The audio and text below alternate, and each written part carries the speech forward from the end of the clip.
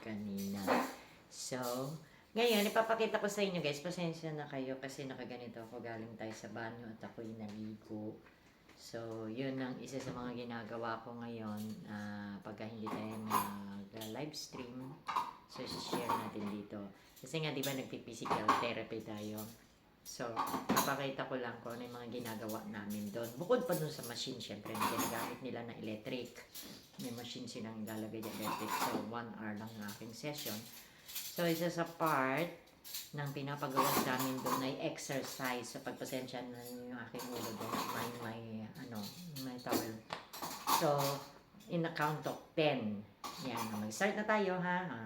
1, 2, 3, 4, 5, 6, 7, 8, 9, 10. Tapos sa left. 1, 2, 3, 4, 5, 6, 7, 8, 9, 10. Harap. 1, 2, 3, 4, 5, 6, 7, 8, 9, 10. Mabigat. 1, 2, 3, 4, 5, 6, 7, 8, 9, 10. So, yun. 10 dito, 10, 10, and then 10. Yun po ang pinapagawa nila sa amin. And then, dahil wala tayong parang barbell, ginagamitan nila, may pinapahawak sila sa aming kahoy, which is wala akong kahoy. So, I'm gonna use the payong. So, rin, 10 din. So, ito isa pa to sa exercise, diba? So, 1, 2, 3, 4, 5, 6, 7, 8, 9, 10. And then, papasok. 10 ulit. 1, 2, 3, 4, 5, 6, 7, 8, 9, 10. Ayan, another part pa rin ng isa sa exercises namin. Wala din kasi tayong lubid na ginagamit. So, para siyang may tali na nakakaba na ganyan sa amin. So, imaginary na lang yung akin, ano? So, in a count of 10, ganyan ulit. 1, 2, 3, 4, 5, 6, 7, 8, 9, 10. Kabila.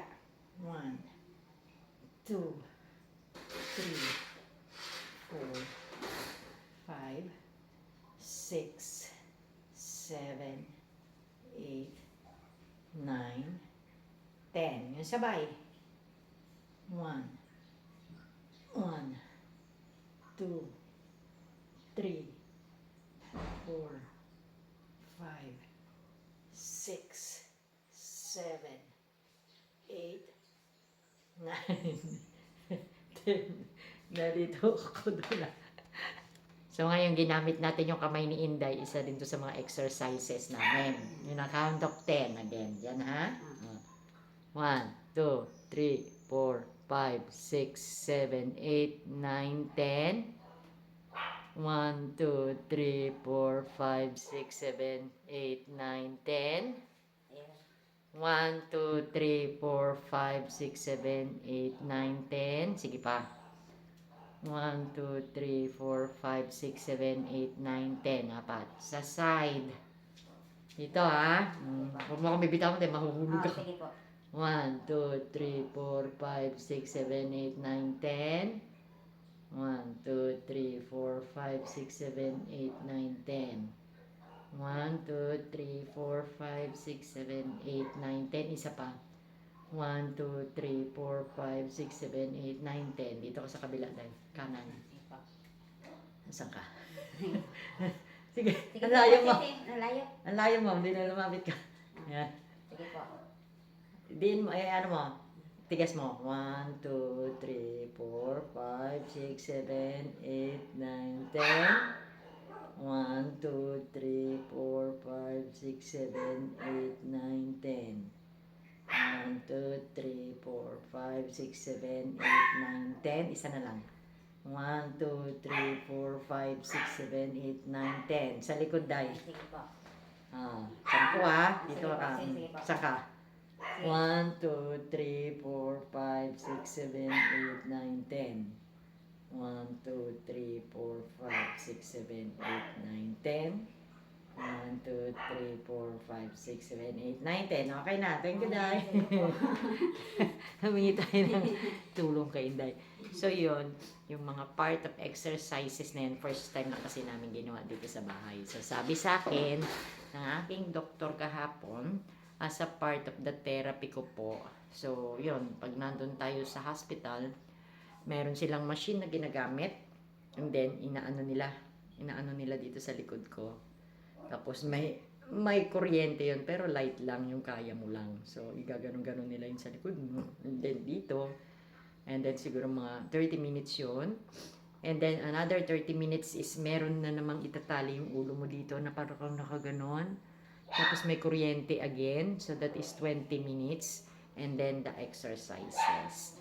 So, yan po ang ginagawa ni Brit Pinay pagka ako hindi nagla-livestream at hindi nakakanta. So, pasensya na po kayo kasi at saka first day namin ni Inday gawin dito. Bukas, meron na naman tayong appointment doon sa aking physical therapy. Yeah. So, sa susunod na araw, mag-exercise naman tayo sa bahay. So, thank you for watching. Salamat. Ayan, good morning, happy Tuesday. Ayan, so ito yung isa sa mga part ng aking gagawin. A day of my life ni Brit Pinay na yung mga others na ginagawa natin pagka tayo hindi nagla-livestream. So, I'm gonna show you. Natapos ko na to, guys. Oh, ayan. Hihi, ayan. Naayos ko na yung aking ano. Oh, kanina lang yan. Kanina ko lang yan inayos yung mga bags ko na mga nandun sa taas. Dalawa, mas marami pa yata yung bag ko kaysa sa damit ko, kalupa. So, dito natin lalagay yung mga pang-alis, and then mga pang-bahay, and then yung mga panties and everything, and then sa baba, yung mga gamit natin, mga pabango, moisturizer, mga lahat nandyan na sa baba. May mga boxes dyan. Kasi yung mga boxes dyan, mga mahahalagang bagay yan. Minsan gamit natin sa cellphone, o gamit natin sa pagla-livestream, mga wires. So, nahaluan lang siya ng mga, ito, tawag na ito,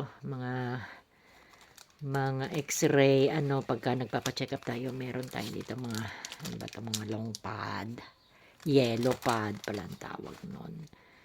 So, nakalagay din dyan ang ating mga ball pen, etc. Pang thermometer. Ang gusto ko nga bilhin ngayon yung pangkuha ng blood pressure kasi kahapon, guys. Yeah, share ko lang. Kahapon biglang tumaas yung aking blood pressure. Ako ay nagpunta sa aking PT therapy. Nakaano kasi ako ngayon, physical therapy treatment. Gawa nga nitong, ito may masakit dito sa aking liig. So, I thought before, isa lang siyang na-disalign or whatever, ganyan. So, hindi ko siya pinapansin, guys. So, patuloy pa rin ako sa aking mga ginagawa. Just remember nung nag-start itong aking ito. Yung, kumakanta ako noon, nagla-livestream ako, tapos bigla na lang may tumunog. Tak! Gumanon. Tak! As in, may tunog pa. Akala ko yung may connection sa aking vocal cords. So, kinabahan ako. Sabi ko, ano yun? Sabi ko, parang yung ugat. Ganun. So, natakot ako. But that was a long time ago. Siguro a year o magto 2 years na. So, dinedma ko lang siya, guys, in short. So, yun, dahil dinedma ko siya, pabalik-balik yung sakit niya. So, sometimes nagpupunta tayo sa mga hilot, pinapahilot natin sa mga inday. Pero hindi pala maganda yung basta-basta ka na lang magpapahilot. Kasi syempre, pinag-aaralan nila yan, may mga ugat yan. May mga ugat tayo na hindi dapat nagagalaw. So, yun na, 60 yun na nangyari. Hanggang sa isang araw, hindi ko na matiis. Yung parang, alam niyo yung nararamdaman ko na parang nangangapal yun dito. Parang ano ba, parang butter o kaya parang oil na namuo, frozen. So, as I was taught, that was a frozen shoulder. So, nung nanggaling ako sa doktor, nagpatingin ako sa specialist ng PT. Siya daw yung ma-handle ng mga frozen shoulders. Alam nyo, sabi ni doctor, that is not a frozen shoulders. Sabing ganun. Kasi yung test ginawa niya, hindi siya frozen. Ano ho yun, doc? Sabi kong ganun. Siyempre, kinabahan ako. So, ginawa niya, ni-request niya ako ng x-ray dito sa aking neck. Dito, dito, dito, at saka sa likod. Neck talaga. So, ang nakita nila, ang findings na nakita ni Doc is I have rheumatism, ang tawag nun, arthritis. So, the arthritis is from the kamay, paakyat siya dito. So, umakyat daw siya dito. Siguro, yung, alam natin, arthritis, di ba sa kamay, umaakyat siya. Kumbaga, parang may lining o may daanan sila.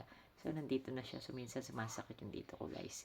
So, ngayon dumadaan tayo sa physical therapy treatment.